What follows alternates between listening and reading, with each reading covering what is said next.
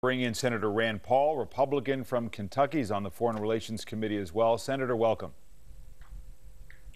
Good morning. Glad to be with you. So you heard the Secretary of State break news this morning that the evidence, the intelligence suggests now this was a sarin gas attack at the hands of the Assad government.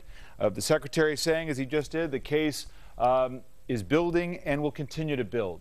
Is that enough for you to now vote to authorize the president to use force? No, and I think it's a mistake to get involved in the Syrian civil war. And what I would ask John Kerry is, he's famous for saying, how can you ask a man to be the last one to die for a mistake? I would ask John Kerry, how can you ask a man to be the first one to die for a mistake? I would ask John Kerry, do you think that it's less likely or more likely that chemical weapons will be used again if we bomb Assad?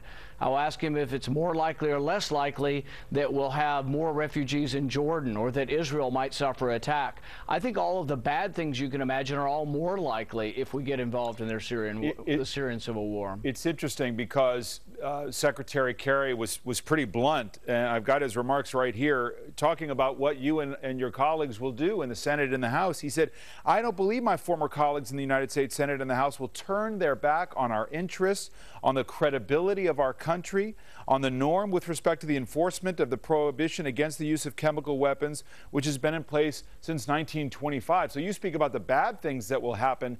He says for you and others not to authorize force is really hurtful to U.S. credibility. Well, the one thing I would say that I'm proud of the president for is that he's coming to Congress in a constitutional manner and asking for our authorization. That's what he ran on. His policy was that no president should unilaterally go to war without congressional authority, and I'm proud that he's sticking by it. But you asked John Kerry whether or not he'll stick by the decision of Congress, and I believe he waffled on that and wobbled and wasn't exactly concrete that they would. But absolutely, if Congress votes this down, we should not be involved in the Syrian war. And I think it's at least 50-50 whether the House will vote down involvement in the Syrian war. You think it's 50-50? It's that close? You don't think that this is a compelling case that's been made and that Congress will follow suit? In the House, I think the Senate will rubber stamp what he wants, but I think the House will be much closer vote. And there are a lot of questions we have to ask. I think it's pretty apparent there was a chemical attack, but we now have to ask, are we going to go after chemical weapons with our bombing? Everything I read says that we're unlikely to bomb chemical sites because of the potential for civilian damage and civilian loss of life. The other question is all of the bad things that are going on. One of the bad things that's going on is hundreds of thousands of people have gone into Jordan as refugees. If we begin a bombing campaign in Syria, I think that accelerates. So it accelerates the misery. If we get involved, people say, well, 100,000 people have died. We must act. Well, if our weapons get involved and we get involved, do you think more people will die or less people? But I think the war may escalate out of control. And then we have to ask ourselves, who is on America's side over there? If the rebels win, will they be American allies? Assad's definitely not an American ally, but I'm not convinced anybody on the Islamic side, the Islamic rebels, will be American allies. So it seems to me, Senator, that what the president is saying in this drafted resolution that he'd like Congress to authorize, that the United States must draw a line at the use of chemical weapons, any weapons of mass destruction in war, that you simply cannot allow it, and that if we strike Assad and he uses them again, I heard Secretary Kerry say that the United States might strike Assad again if he uses the weapons. Why not draw that line in the sand, as the president wants you to, and say, we can't allow WMD to be used? I think the line in the sand should be that America gets involved when American interests are threatened. I don't see American interests involved on either side of this Syrian war. I see Assad, who has protected Christians for a number of decades, and then I see the Islamic rebels on the other side who have been attacking Christians. I see al-Qaeda on one side, the side we would go in to support, and I see it to be murky, and I don't see a clear-cut American interest. I don't see either party that is victorious, if either party is victorious, being an American ally. You are a United States Senator. You may, at some point, be a candidate for the presidency. How would the United States look if the president says, I have decided to take military action, I want Congress to give me authority, and Congress does not give that authority?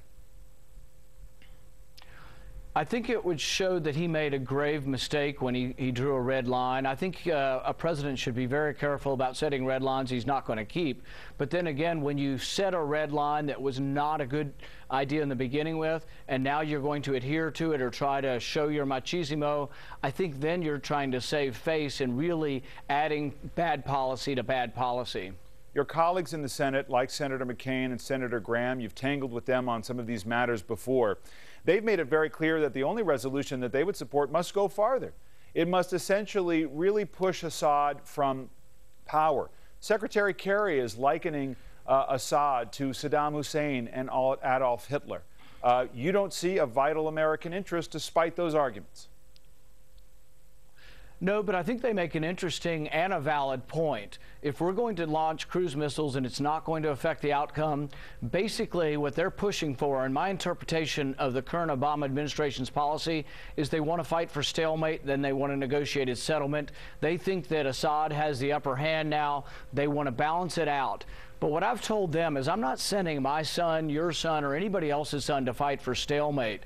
You know, when we fight when we have to, but I see things in a very personal basis. You know, I see a young John Kerry who went to war, and I wish he remembered more of how awful war is and that it shouldn't be a desired outcome. Neither are chemical weapons, and they should absolutely be condemned. But I think the failure of the Obama administration has been we haven't engaged the Russians enough or the Chinese enough on this, and I think they were engaged. I think there's a possibility Assad could already be gone.